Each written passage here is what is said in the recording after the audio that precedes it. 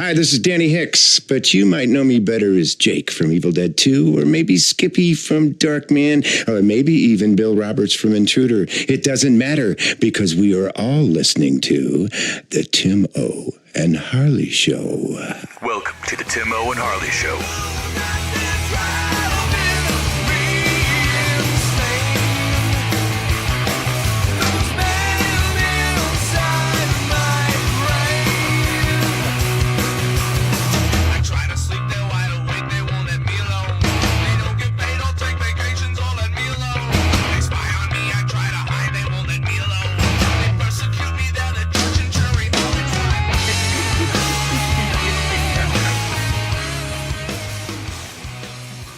Thank you for listening to the Tim O. and Harley Show. I am Tim O. Right over there is my partner in Mindcrime, Mr. Ben Harley. Say hello, Harley. What is happening, people? Ben Hawkwind Harley. Oh, Hawkwind, my friend. Yeah. Yes. I think we did that one before, but I had to pull it back out because it was too good. That is good, my friend. Yes. You're down with Hawkwind and Lemmy Kilmister, right? Nah, not really. No, I just know it's a funny band name and it's kitsch, and I just used it. That's about it. I'm like Dennis Miller, Mr. Ben Harley. I try to sound smart no matter how dumb I might be. Yeah. Like that. Well, I know Hawkwind, though. They, little Lemmy Kilmister was in that band. Mm-hmm. And they had a girl used to come up and paint herself, and she was naked on stage. Well, then why paint yourself? You know, Well, yeah, you could still see what was going down. Yeah. But Hawkwind. I think Lemmy Kilmister got kicked out of the band around here somewhere. Did he? Toledo-ish, Detroit area. Yeah, probably.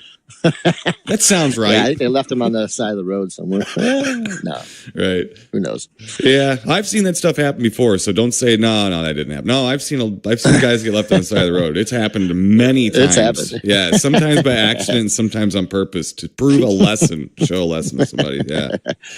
Mr. Ben Harley, how is now? We got the Christmas shopping season going. Next week is going to be big Christmas week. So that's right. Big man's coming to town. Absolutely. So I'd like to wish everyone happy holidays, no matter how you celebrate it. Harley and I are Christmas guys, but we've got the Hanukkahs and all that other stuff going on. So it all kind of wraps up to me. And don't bother me. I like it's all around the same time so everybody can go, around the same time of year. So, right. Exactly. Good job, calendar makers and Hallmark. Love you guys. Awesome. Yeah. I'm excited, Timo. Yeah.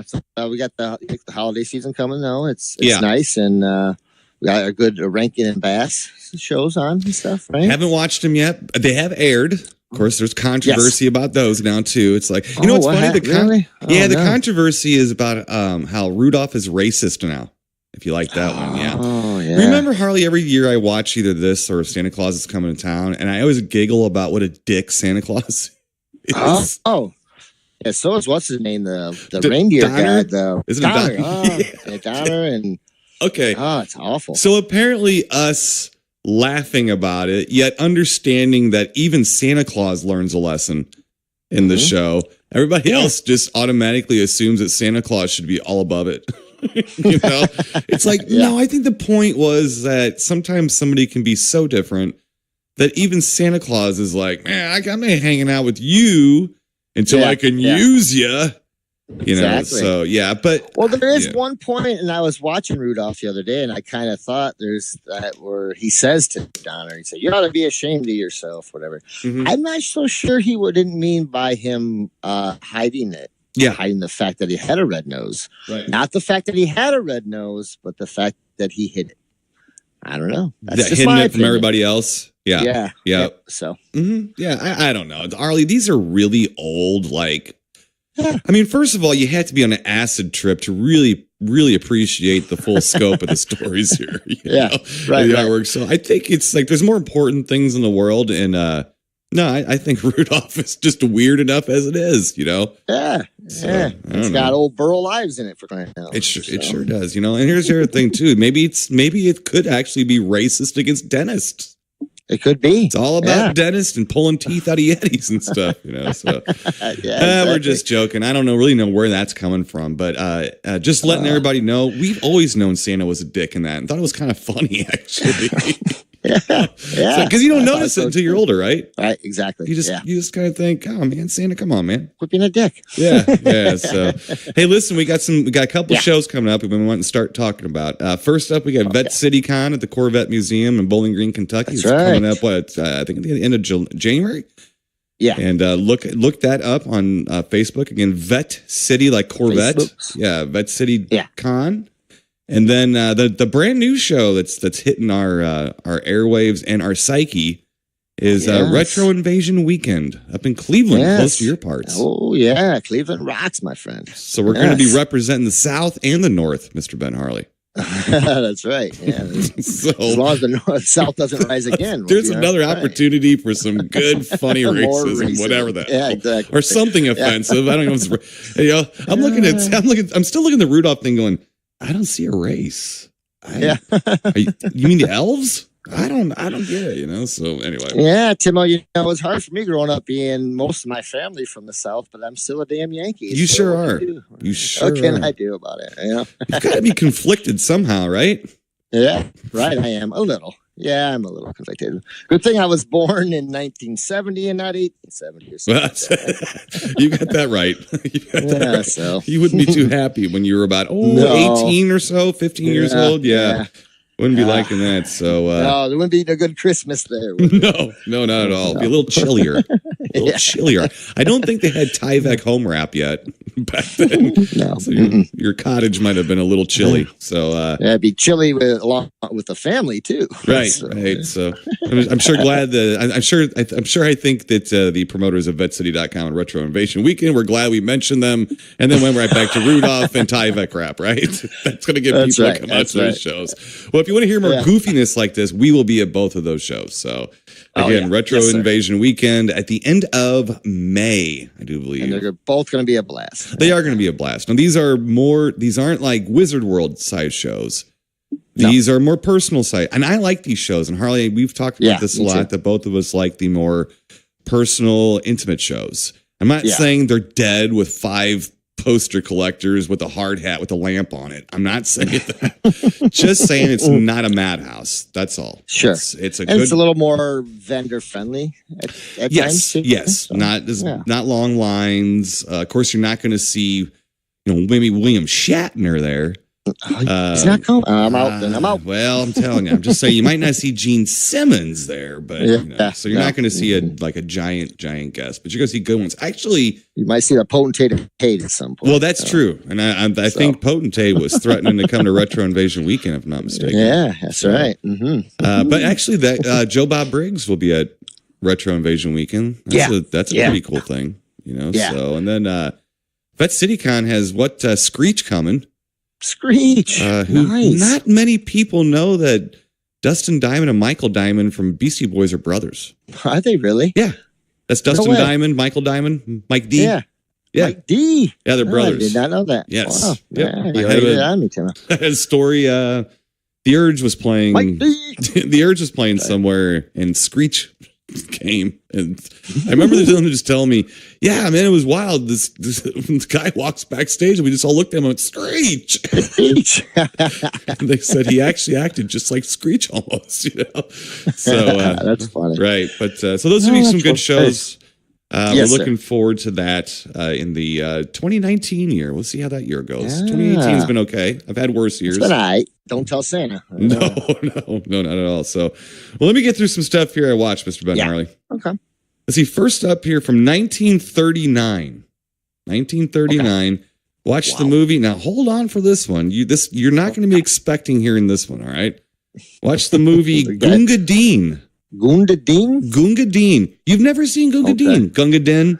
Some people call it. Some people call it Gunga Din. It's actually pronounced Gunga Din. I didn't want any snot nosed snooties telling me I'm pronouncing it wrong. I have a hard enough time with other ones. So Gunga Din, Gunga Din, Gunga Din, Gunga Din. Yeah. So with the old Cary Grant and Victor McLaughlin and Douglas Fairbanks from Ghost Story. Man, and some Sam Jaffe, like that guy, and Joan Fontaine, who I believe we just watched in The Witches. Oh, that's right. Yeah. She was Mr. Ben Harley in 19. She was all right. She was all right, but in 1939, she was more than all right.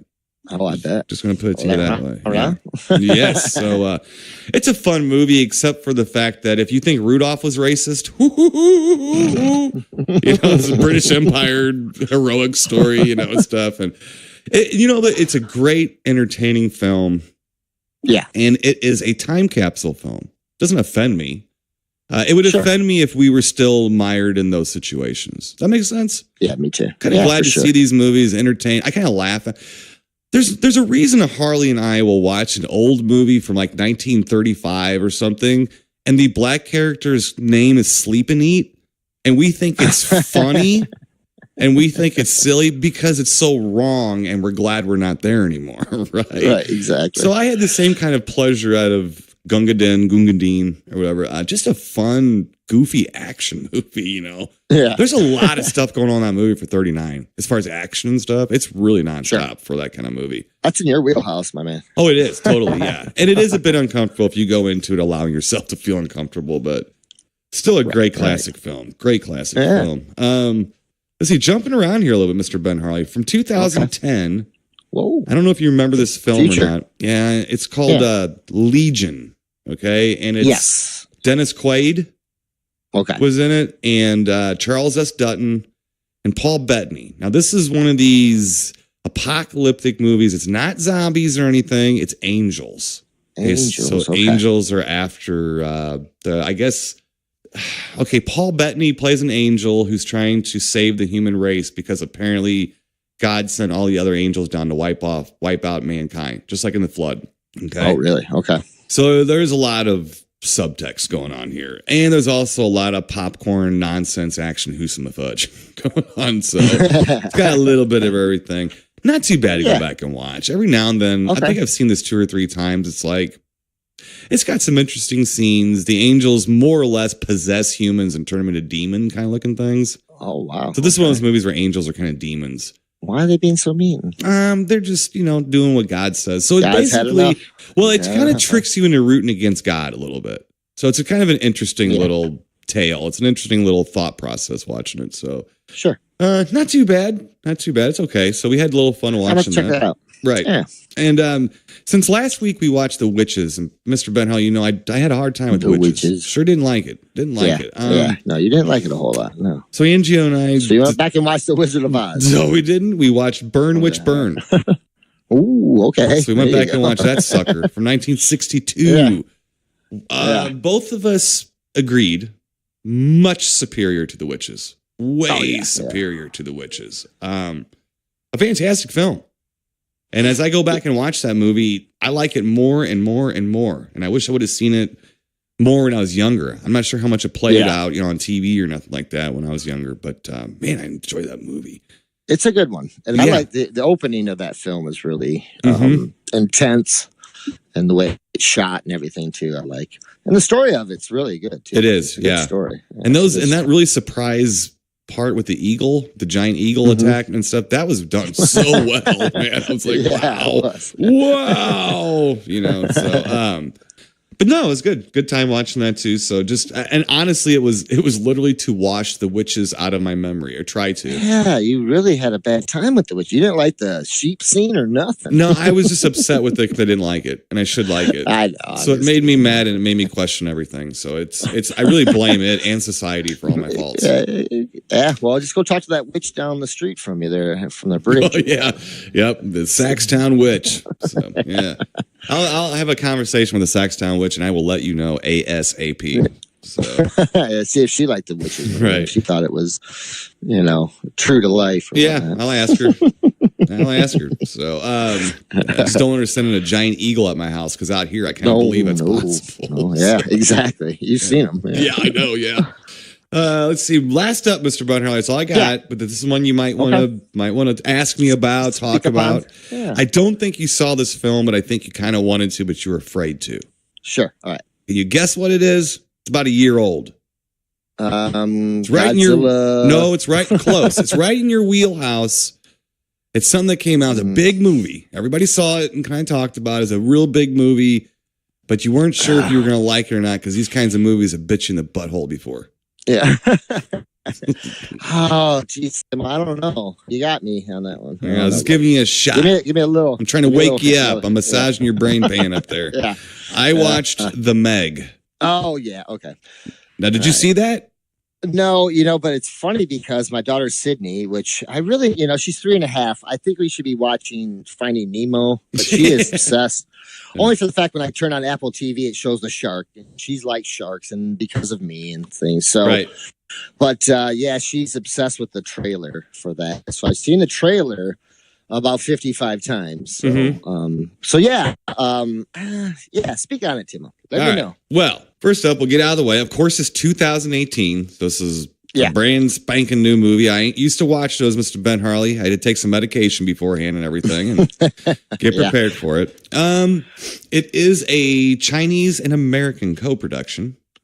Okay. Let's see. Stars Jason Statham and Rainn Wilson. Actually, Rainn Wilson. Yeah. And it's okay. It's okay.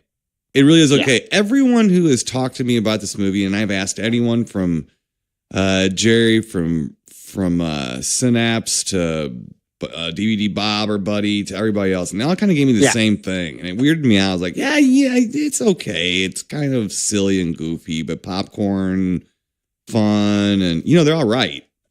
That's exactly what it was. Right. It's a lot. It's basically all these cool movies that we like. Kind of ripped off and thrown into one movie. There is everything from Jaws, of course, Jaws 3, Deep Star 6, The Abyss, a little bit of The Abyss. Yeah, you're right. Yeah. There is some of little bit of Leviathan, but more Deep Star 6 actually. Let's see what else. There's. It's just one of those movies. What's the one? Deep Blue Sea. Some of that. Yeah. A lot of that going on too. Yeah, I could see that. Yeah. Right. And it feels a little odd, like rushed. And so it's like. How long is it, Tim? Is it a longer film? It's about an hour and about hour 45 minutes or so. Hour and 50 minutes. Yeah. It's a little longer, but not over the 2-hour mark. Sure. Okay. It's not over that. I think you were talking about Sydney wanting to watch it. There's a little girl in it.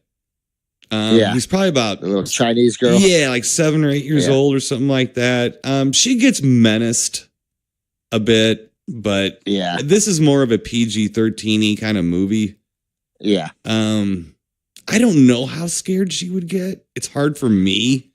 Yeah, I'm going to wait a little while on that one. I think. Yeah, I'm going to wait a little while. But like I said, she just, because the trailer is, and I think a lot of it too, because the little girl in it, that it makes her, enjoy it more too. Well, the trailer isn't she looking out like a glass, like window into the ocean, and it comes up? That's probably the spookiest part with her. Yeah. And it's really more of a fun movie than it is like super scary. I don't know if she would have a problem with it or not. It's not super gory or anything because a damn shark is so big. it just swallows. It's not exactly ripping fingers off someone, it just swallows people. Yeah. It's okay. You've seen better, you've seen worse. Yeah. It's worth a look-see just to watch it. But I think you'll be disappointed because you'll know immediately this could have been a lot better. Yeah. This could have been a lot better. But it's still the kind of movie you would rather see come out these days. Okay, that's good to hear. I mean, from what I've, just watching the trailer, I'm like, it looks okay. Mm-hmm. Now, it looks a little bit more, like you're saying, more of a popcorn film, a little bit more fun, not quite, it's not Sharknado, which I'm glad. Mm. And it looks like it's got some decent actors in it, which, also appeals to me. And, I want to check it out because I'm on a couple Jaws sites on Facebook, and oh my God, then people fight on there about that. And then someone will just post something on there and oh my God, it's just funny. It's like, I don't think really anybody's saying that it's Jaws by any stretch of the imagination. I think people are just excited because a decent shark film has come out, I guess. Well, yeah, but there's when you see it, you'll see way more Jaws than you expected. Okay. There's scenes almost like it. If you would have told me this was a remake of Jaws in 2018, I would have almost believed you. That's Wow, how close okay. it is in some parts. There are Sure, parts. okay. Well, what I'm saying is there's parts of Jaws. I mean, they rip off some stuff that looks like Great White a little bit.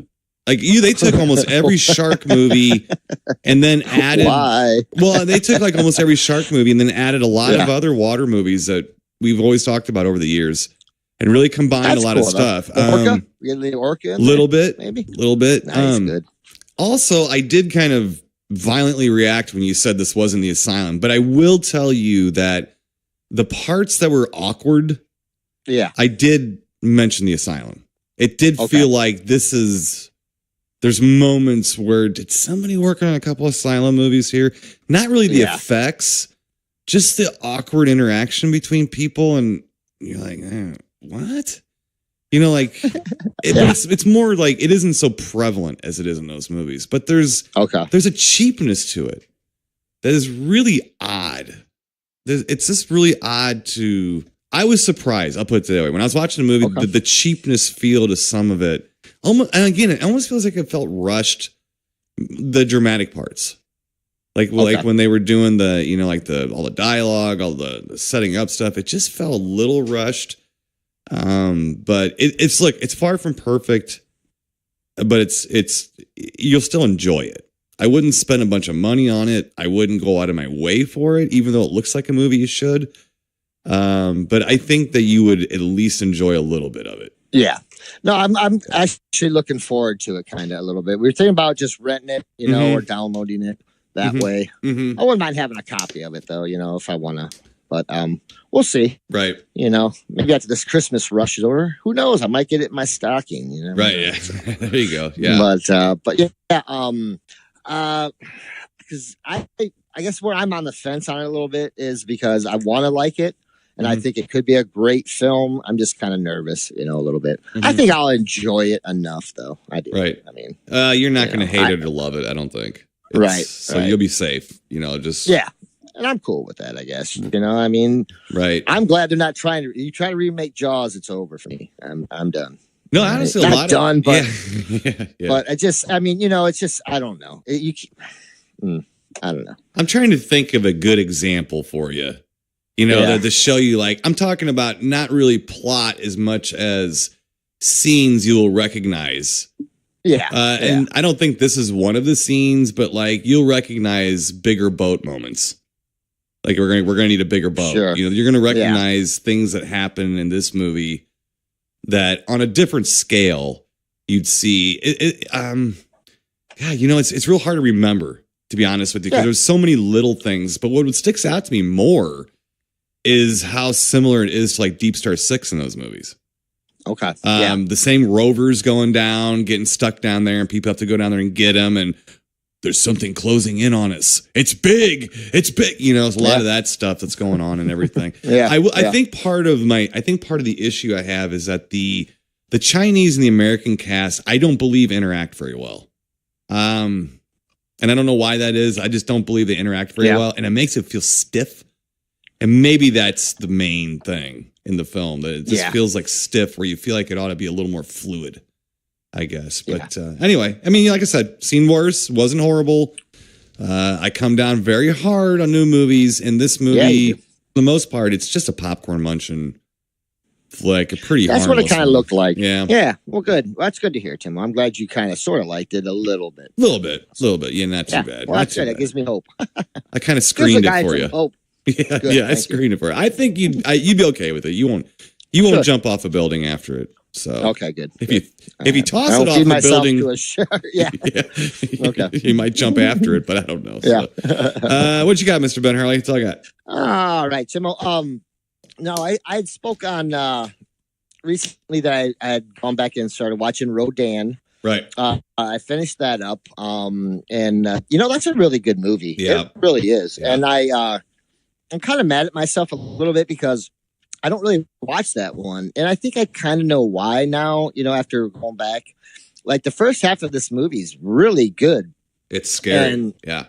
And I'm not dogging Rodan because I don't want him kicking my ass or flying over my shop and ripping the roof off. Blowing you across the state. Yeah. Yeah. It's just, there's not much Rodan in it. It's by the time they show up, and I forgot that there was 2 of them. That's how long it's been since I've watched Rodan. Was surprised how good it still is. I just didn't really, I don't know. It kind of like, okay, there's Rodan. He's broke loose and he busts up a couple cities. Okay, we're done. Right. Wait, what? Right. And I was like, wait a second. It's more like an origin movie. Almost. Yeah. It's like an origin movie where a lot of these monsters didn't have anybody to wrestle with. Yeah. So I get you. So you got the King Kong or the Godzilla, the original Godzilla movie coolness to it, but then you didn't get a good fight scene, right?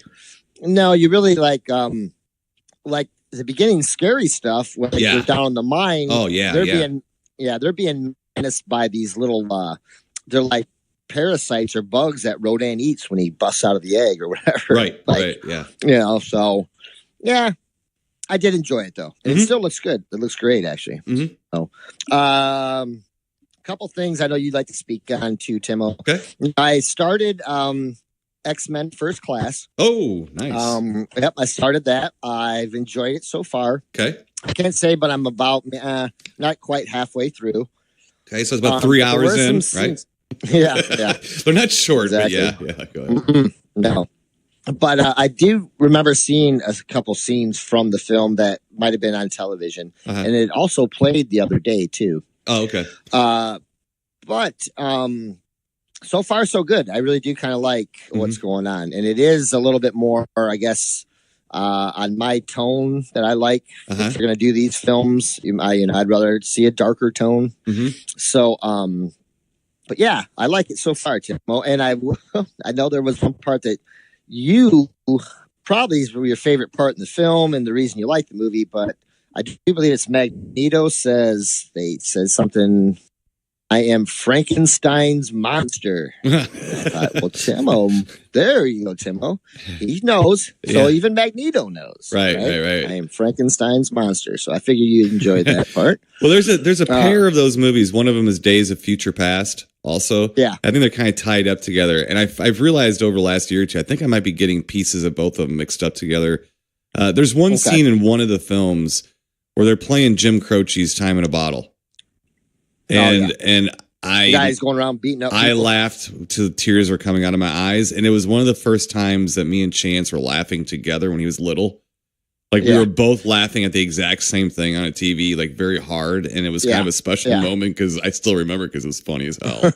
It was funny when he was punching guys real slow in the face and stuff. If I could spend time in a bottle, I'm like, this is perfect. Yeah, and that's what I liked about it. I thought it was kind of starting that. Interestingly enough, kind of starting that Marvel humor, but wasn't going so far overboard with it yet, Right. And you know what, really honestly, and maybe you're picking up on this too, you get where I'm coming from, or man, what a clever story they're starting to weave together. Well, that's what I kind of liked, and the stuff at the beginning, the concentration camp stuff is very there's some serious parts, and Kevin Bacon, there's So where I'm just basically on the part where he's still hunting down. Gotcha. Kevin Bacon. Cool. And I'm glad you're watching. He whipped some ass. Right. Well, I've always liked Magneto, though. I'm a big Magneto fan. Oh, sure. I mean, I'm glad. I'm definitely glad you're looking into it because I really wanted to see those for a while. Because I thought you would enjoy them because they're almost like isolated couple movies right there. Yeah. Not part of some grandiose 20 episode thing. No, there's a couple movies there taking place within the same little story. And I just really think that you'd enjoy them. But First Class really blew me away. So yeah, I watched a little something on YouTube the other day, little documentary in remembrance of one of your buddies and pals, good friends, Randy Rhoads. Oh yes, Randy Rhoads. Yeah, Randy Rhoads, my friend. Yes, my dude. Yeah.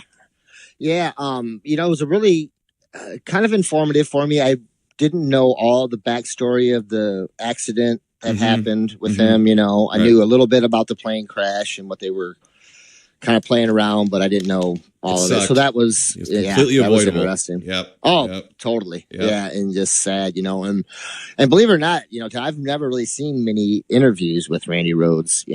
Very rare. And even me, I agree with that. Yeah. I just, they got hot, they got going, and he died. Yeah. And I don't know how much time there was. They were touring so hard. Yeah. And stuff. But I get you. I feel you. Yeah. Yeah, and so it was fun to watch. I'm a little bit of a jerk about it sometimes because with Ozzy, I think Randy Rhoads is the reason Ozzy was able to carry on, and stuff like that. But it was really neat because they were showing a lot of the live stuff from that where they're doing like Crazy Train and stuff. And man, just I like that stuff because I'm so used to hearing the stuff, the album and stuff, but it's like to hear that stuff live a little different. It's just, man, that guy was so good. Yeah. It really, I was lucky enough that when that came out, I was like 11 years old and I had the cassette tape, right. and I didn't even have a jam box. It was just my little carry along, right. Tape recorder, tabletop tape recorder. Yeah. Yep. And I loved the Diary of a Madman, but Blizzard of Oz, the first album was just different for me. Right. It was, you know what I mean? Well, think about who Randy's peers were at the time. We're talking about like Toto. Yeah. We're talking about people that were decent, great musicians, but but you know what I'm saying? So you got to kind of put in context when he was playing too. Yeah. And what was neat in this, they talked to like Steve Vai and some other people in there, and they were what they're saying though. There's like what Steve Vai say something. He goes, he wasn't just doing something different. He was doing stuff that nobody was doing. Right. Nobody. Right. And he was serious. He wasn't playing around. He was like, no, and they were showing stuff like, but just how his sound and how melodic and how his solos, you could just watch him and I was just blown away. And I've heard these solos over and over and over. Right. But to see him again like that live and stuff, I had, Speak of the Devil came out, but that was Brad Gillis. And then, but they had the tribute album and that was good. But I remember, Jeff Coleman, my buddy Jeff Coleman, who was a Randy Rhoads freak too. He had a tape of some stuff that he would, let us listen to. Just watching the stuff the other day, Tim, I don't know, it just invoked a lot of emotions in me, some good, some bad, because that guy, man, just unreal. Right. Just flipping real. And still to this day, you go back and watch that stuff now and it'll still blow your wig back. Right. You know what I mean? Right. It's just unreal how good that guy sounds. Watching some of that stuff the other day, I was just, oh my God. I mean, and I know Randy Rhoads. I do. It's like, but it seemed like going back and I've seen them videos, but not very much, very rare have I come across those. And man, it just sounds so good. So it was nice to watch. So it actually made me go back and try to find, because I like Revelation Mother Earth, one of my favorite guitar solos ever in any song ever. And so that was fun to do. But also one other thing too. Yeah. All right. And I'm not dogging Ozzy too much here, but I'm watching this video. Here it is. And Ozzy's okay. He is what he is. But you look at this stage, and you got Randy Rhoads on one side and Rudy Sarzo on the other, and Tommy Aldridge on the drums. Just how good that band was. And I know they had they had Bob Daisley for a little while and some other guy, but man, wow. And it was refreshing, not hearing Ozzy sing, but watching that band. Right. It's just refreshing. And live, it was nice. Sure. So awesome. I had a lot of fun, Timo. So I knew you would like to talk about old Randy. Oh, I love the old Randy Rhoads. And hopefully wherever he is, he's still blowing it down. Absolutely. I guarantee he's up there with Harpo right now. He's diddling some tunes up, but that's right. There's a whole generation of guitar players like Steve Vai and Eddie Van Halen that impress people who don't play a whole lot. Now, if they inspired someone to play, then I'm not going to get through to them. It's not going to happen. But they're very good at doing tricks. They're almost like the Harlem Globetrotters of guitar players. Yeah. They're not Michael Jordans. Right. And Randy Rhoads is a Michael Jordan. Yeah. Randy Rhoads was a generational player. He was a Hendrix. He changed the game. And that's the thing. Like Van Halen was very satisfied to be doing his little tricks, his hammers and his harmonics and stuff like that. But it's a lot of it's gags, and really that band, what held Van Halen together was that rhythm section. It's that heavily tight rhythm section, and the heavily underrated Alex Van Halen, too. So, but now I'm not saying the guy couldn't play. Don't get me wrong, please. He had a lot of dexterity.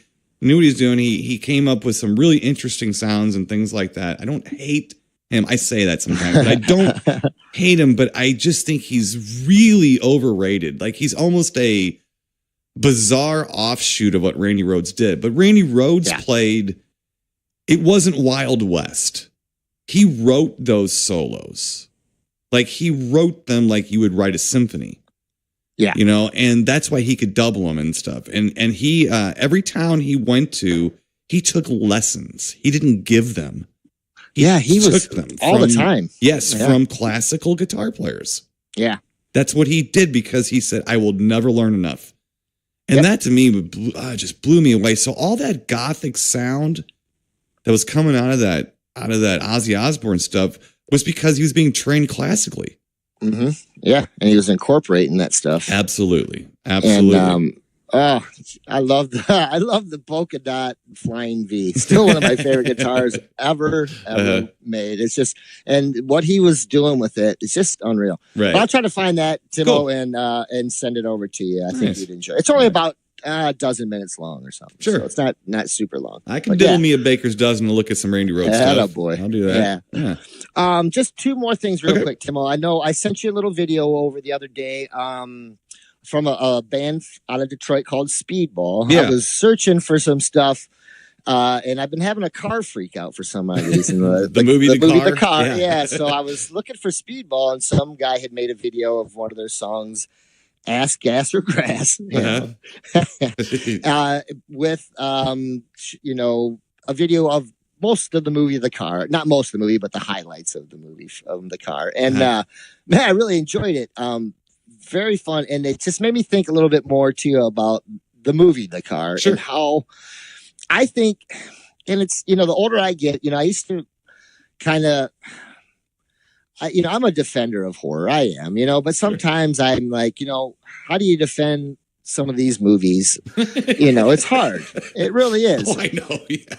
Yeah. Seems like the older I get, the more I enjoy that movie, and the more I think it's a great film. Yeah. Especially after watching some of the ones we've watched over the years, and some of the ones that are coming out over the so many last years. Yeah. But I just like it. I miss those type of films that had somewhat of a feel to it, more of an ominous tone all the time. You didn't know where the car was going to be. You didn't, you know what I mean? And it just felt the way that those movies were shot too back then. It had a feel to it. I don't know, buddy, but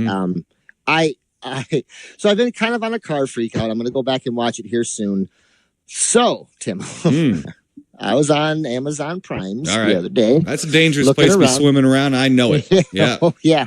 And I came across a movie called Trucks.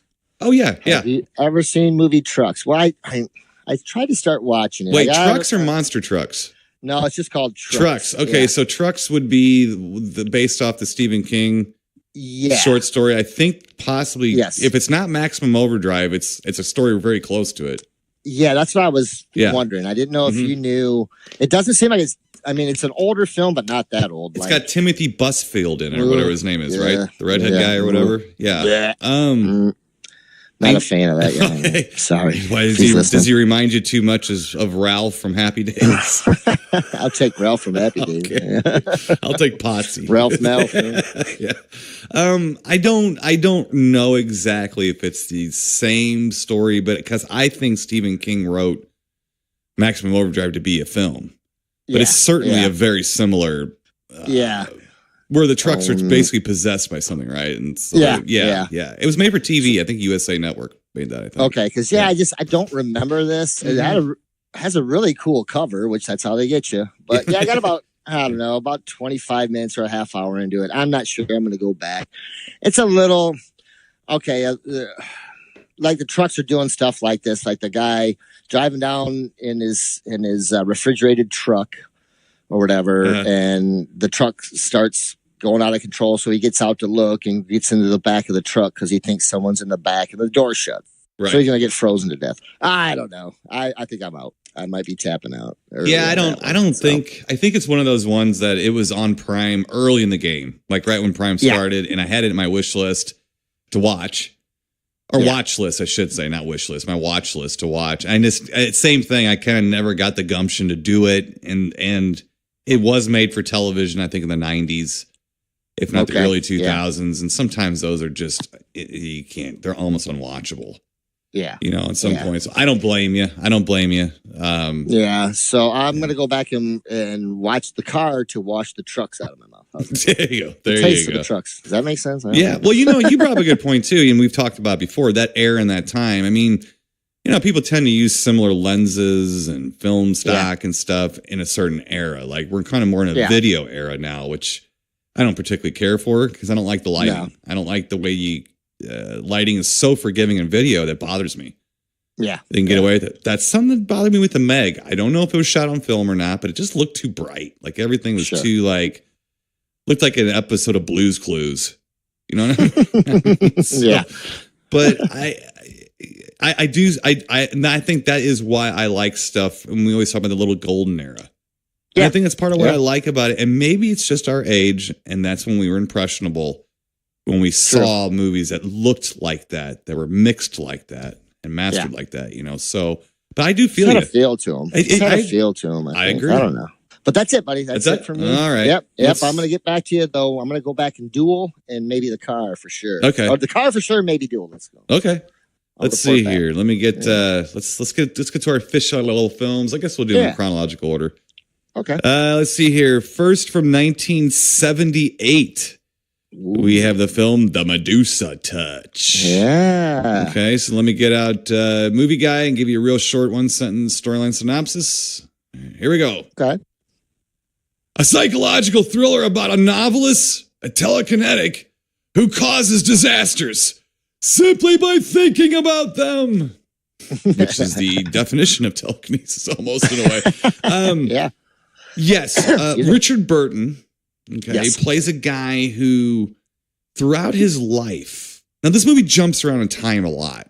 Yeah, it's not exactly Slaughterhouse-Five, but it's got that feel where it's jumping around in time. And throughout his life, he's convinced that he has caused things to happen to people just by him, thinking about them real tough, real hard, and giving them the stink eye. If he gives you the stink eye, you're in big trouble, buddy. Let me tell you right now, it's not going to be a good day for you. And this movie, it is set up in a weird time jump. It starts off with Richard Burton's character almost being beaten to death. Yeah. Okay, and they don't show you who. They don't even really show you Richard Burton getting beaten. No. But they don't show you who did it. So there's the mystery. Who beat me? That's kind of the mystery. And what's interesting too is that he should be dead like 10 times over, but he's not. Yeah. He's total like Jason Voorhees in it. And so he's in a hospital room on, I don't want to say life support as much as I don't know, looking at his EEGs and stuff like that, like kind of he's in a bad way. He's in a bad way. They think he's going to get worse and die, but he keeps fighting to get better. They can't believe it. They can't believe it. So a detective, a French detective, Nino Ventura, from Elevator to the Gallows, which is a cool, odd, kind of snooty movie that I used to like back in the day. He's basically going around trying to piece a story together. So we're following the detective. Yes. Through this, piecing it together. So they go to different people that Richard Burton came in contact with, worked with, and his therapist, too, by the way, played by Lee Remick from The Omen. And this movie certainly has shades of all three Omen films. Big time. In it, which is interesting. This movie has a lot of also shades of The Clairvoyant, the Claude Rains in it that we saw. So basically, he's convinced himself that he can cause major disasters to happen or a personal one. So he could make you jump out a window, or he can make a space shuttle crash on the moon. Right. He can do anything. He's convinced of this. The interesting bend to the movie is that he spends the entire movie trying to convince other people. Yes. And almost like he's trying to commit, not suicide, he's trying to have somebody kill him. He's almost wanting someone to put him out of his misery. He's convinced he's touched by Satan. But very interesting. And, the movie's title is very interesting. The Medusa Touch, because of the stink eye that he gets, So, but there's a start. There's a start. Yeah, for sure. Now, It was interesting too. I know they're listening to us because we watched this on Blu-ray and DVD, and of course, the day before we review this, it comes up on Amazon Prime. Right. Yeah. So as we speak, by the time you hear this, this will be on Amazon Prime. So if you're interested in this, you can jump right over there if you have it and check it out. So now, watch it up. Yeah. Mr. Ben Harley. Yes, sir. I thought we might have reviewed this before, even. Have we, or is this the first time? No. Okay. This is our first time. Right. Yeah. Now we've had this for a little while. Mm-hmm. But yeah, it's my first time seeing this. Now I've heard of this film over the years. Mm-hmm. But yeah, it's my first time laying my beady little eyes on it. It kind of reminded me a little bit too of Exorcist 3 a little. Yes. And which I enjoyed. Can I interrupt you? Can I interrupt you real quick? Sure. Because this is some trivia for the movie. Speaking of Exorcist 3, you handed it right to me. Actually, two things real quick. If I didn't mention it before, this was 1978. And I believe we were just talking about 1978, so there's a plus. The director, Jack Gold, he wanted Nicole Williamson in the Richard Burton role. Yes. Wow. But everybody else involved with the movie correctly thought that Richard Burton would help them get the money for the movie a lot more than Nicole Williamson. And we are Nicole Williamson fans. Yes, we are. From Excalibur. Yeah, Excalibur and Exorcist 3. Yeah, absolutely. Yeah. Yes. So I will hand it back to you. Thank you for allowing me to interrupt you. There you go. No, you're fine, Timo. But yeah, no, it had that feel for me a little bit, which was cool. And I think Richard Burton he's great already, but he's fantastic in this film. Yes. Like, he's a jackass, but a very smart jackass. Right. Like from the time he's a kid. Right. And he's holding the cards. Yeah, it did remind me a lot of Damien, or The Omen. It did. Absolutely. It really did. Yep. But not enough to where I didn't like it. You know what I mean? Sure. So now this film's a little wordy for old Ben Harley. There's a lot you could probably trim out of it because it's just under 2 hours. It's an hour and 48 minutes or something. And 35 seconds. About an hour and 45. Yeah. It's a touch over an hour and a half. It gets a little longer. Yeah. So, but other than that, I thought it was pretty compelling. Yeah. Now, I liked how he would take care of people in his life. Oh, you know what I mean? Absolutely. I wish I had that stink eye. Yeah. But there's parts where his dialogue's really good, and it's just like they're, facing him as he's doing his dialogue that I thought was really compelling. Like, I'm like, this guy's knocking it out of the park like Randy Rhoads the other day. He's just, he's nailing it. Like, and then the part that I really, I shouldn't say this, enjoyed, I guess, but he's still trying to convince that woman, his psychiatrist, right? Well, Lee that he has the powers. Yep. And that's where he's really telling a lot of these stories too. And we're finding out, other than the policeman, you're finding out these things through his psychiatrist. Absolutely. So, he says, well, you don't believe me. And basically he goes and causes a jet or a Boeing 747 to crash into a building. Right. That stunned me. I was not expecting that at all. And all I could really say was, wow. Really? Yeah. Wow. And I see a lot of cool movies and things, and it's very rare that I just, that really makes me kind of stand up and take notice. But I was impressed. Yeah. Like I didn't expect that, Timo. Not at all. And I kept thinking, did that just happen? Really? Did that really just happen? You know? And I'm thinking, did he, because you don't know. You do, but he doesn't know. He keeps thinking, is this really, am I going mad? Am I, and she doesn't even still really believe because she's like, this is too fantastic to be believed, know, and basically, so it's almost like a onion layer, where if you're in the timeline of the film, so if you're following the detective, he is mining Lee Remick, the psychiatrist, for information because Richard Burton's already in a hospital room, almost dead.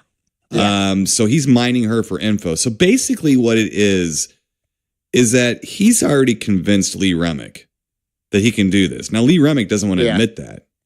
But this is, I'm not really giving much away. You can kind of tell this throughout the movie. Yeah. So it's it's a little bit of a layer movie where in turn, she is trying to convince the detective what she's already convinced of.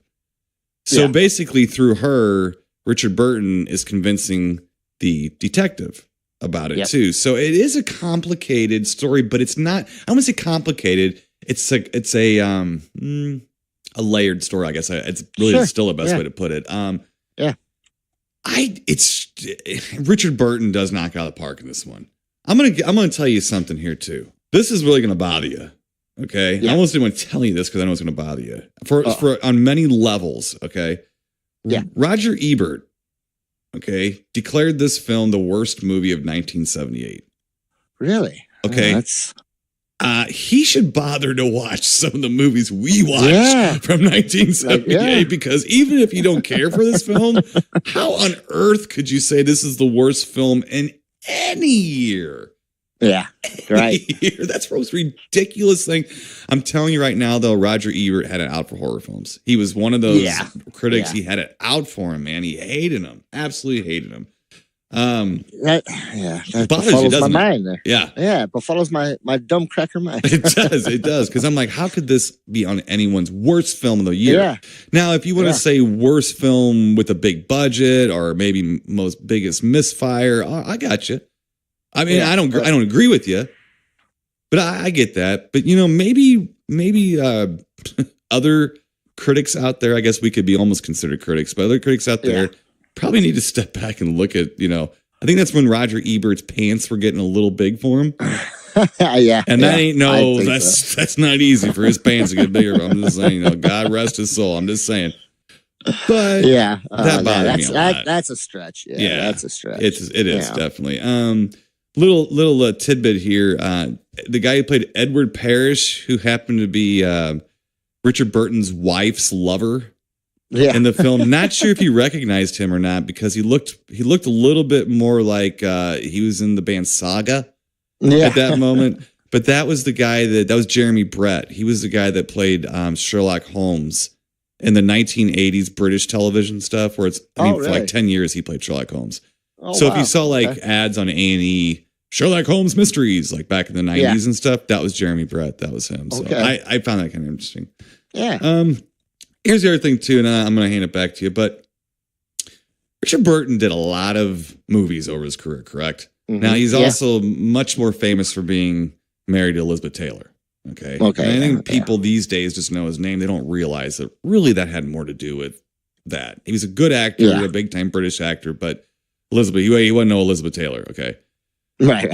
But it was interesting is that so he did a lot right. So he did a lot of big costume stuff and things like that, like big snooty stuff, But really at the end of his career, the last 10, 15 years, he did some really interesting stuff. Mm-hmm. And it's weird because I think most of it when it came out was either ignored by the public or panned by the critics. Yeah. And you go back and watch a movie like this. I don't know how many people do you know have seen this movie? And it's like, okay, well, how many people do you know that has seen Rob Zombie's Halloween? Yeah. Isn't it sad? Yeah. And then you find out that Roger Ebert said this is the worst movie in 1978. Then you wonder what planet you're living on, right? Right, exactly. I don't know. That's this movie reminded me of a few different films, some before, some after, but I think but you know what? It's this, I think I actually enjoyed this as much as it, like I said, it was wordy for me, but that's okay. And sometimes these mysteries, like after a while, I'm like, okay, man, wrap it up. But you know what? I thought this kind of amped up more and more and got more interesting, too, as it went along. And I thought Richard Burton was great in it. He was for great. Me, he's just one of those guys that commands the screen. When he starts talking, man, you're like, wow, he's serious about what he's saying. Right. He really is serious about what he's saying. And I think he's a good actor. I do too. He's a great actor he had a Vincent Price moment when he confronted his wife and Jeremy Brett too, which I about fell on the floor. I was like, yes, sir. Yeah. He was just a dick. Just a dick. But he kind of deserved I thought he had every right to be kind of a dick at that moment. I don't know about giving her the stink eye, but he gave him the stink eye too. But you know what I'm saying? Like this movie is a good example of Richard, like 1984, his last film, stuff like that. This is a good example of something that was. Oh, he was. That he was in that movie. Very underappreciated, and I think these films weren't appreciated when they came out. But man, they've aged well. Yeah. They've aged real well. This is certainly one of them. And I do agree with you. Richard Burton, and I love, and you do too, Nicole Williamson. Yeah. But Nicole Williamson should have been the detective. Yeah. Not that there was anything wrong with Lino Ventura. He was fine in it. No. But no, this was, dare I say, a tour de force by Richard Burton, I think. Yeah. I liked it. He was like my favorite part of the film. He was. And I just thought, yeah. Oh man. That was bad. Wow. Yeah. I was like, man, that was pretty hardcore. It was. I didn't expect it. It was good though. Yeah. I mean, Good. Yeah. So you enjoyed it then? Yeah, I did, Tim.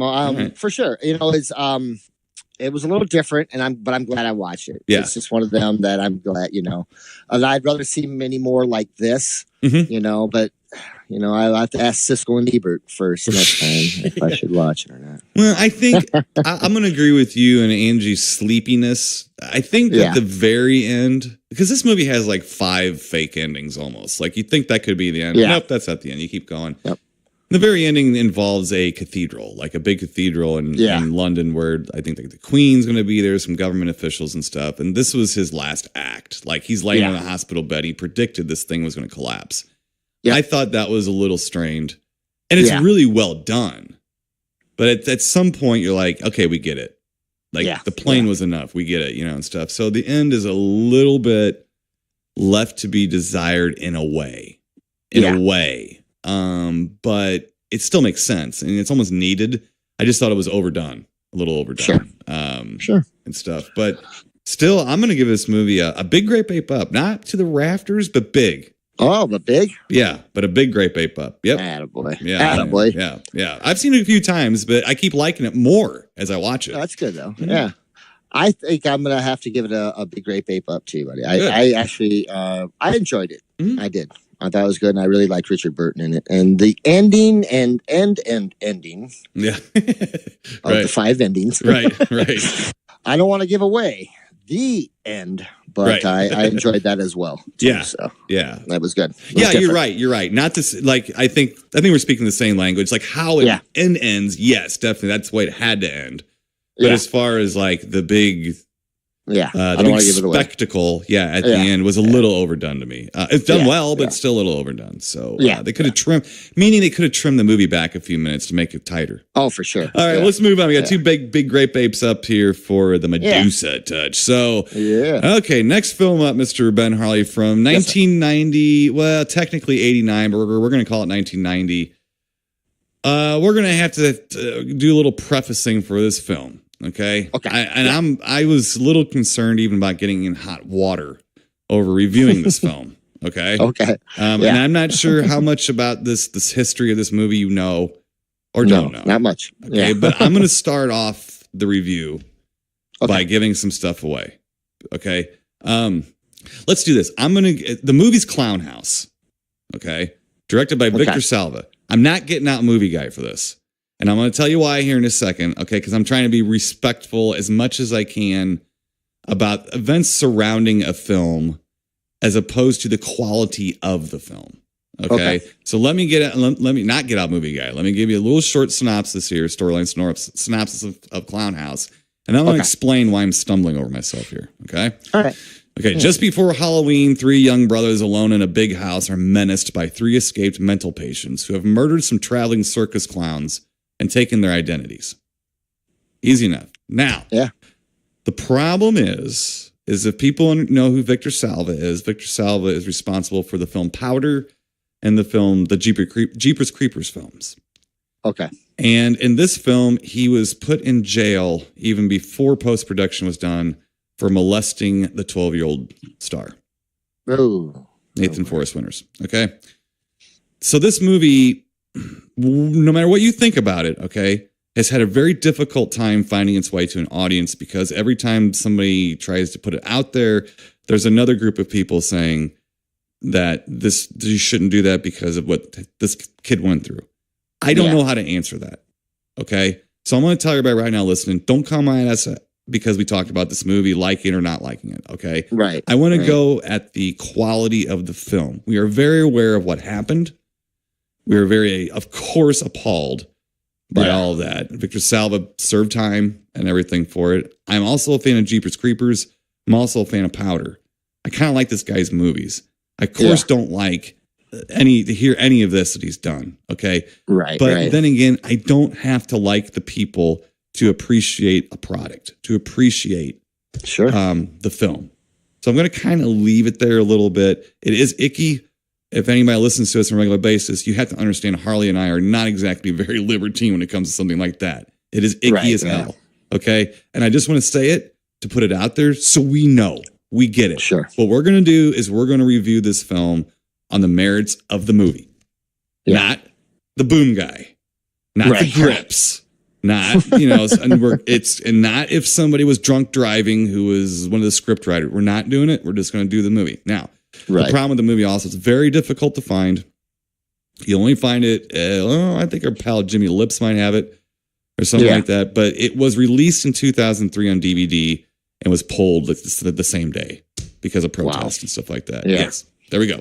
So we have that night and a nice bow. Now, that being said, I do remember seeing this movie when it came out on VHS. It didn't have the coolest cover, nothing like that, but it was a horror film that was coming out in the VHS days. So you're going to watch it, right? Yeah. I was highly impressed with this film when it came out. I thought it was different. I thought it was gloves were off. You didn't know what was going to happen. Things you aren't supposed to see in movies. Now, I know getting back to problems with this film, anybody could die in this movie. Let's put it that way. Right. Yeah. The gloves are off. Okay. So these three brothers who are, 12, and I'd say 14 or so, and then 17?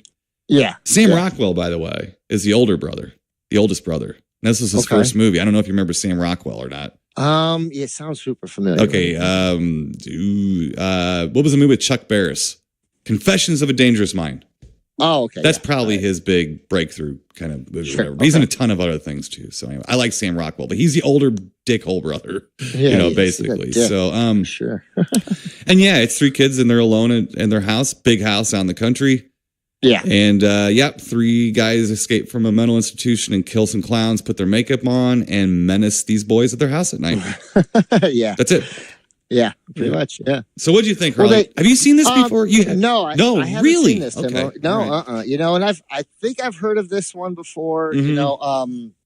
And I know we've had it in our stack for a little while. Mm-hmm. And plus, I'm managing some clowns now, yeah, so I sure thought it'd be interesting to check it out. Right.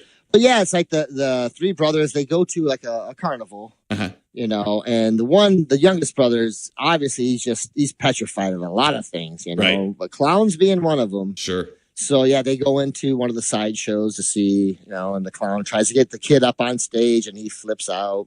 Right.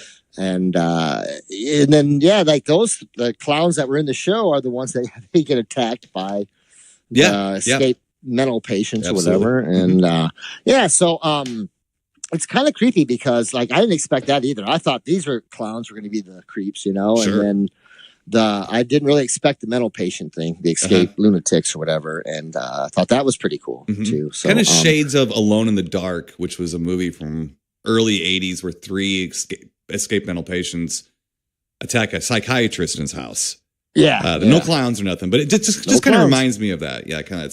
Yeah. Mm-hmm. Once they get home, the clowns they'll follow them and start menacing them at the house. Yeah. And that's pretty spooky too. Cause they're going back and forth between a store to get some stuff, maybe some soda or something like that, and coming back. And it's like a pathway through the woods and stuff. And the clowns are kind of popping in and out and running after the little kid. And the other brothers don't believe they're there. No. Yeah. Mm-hmm.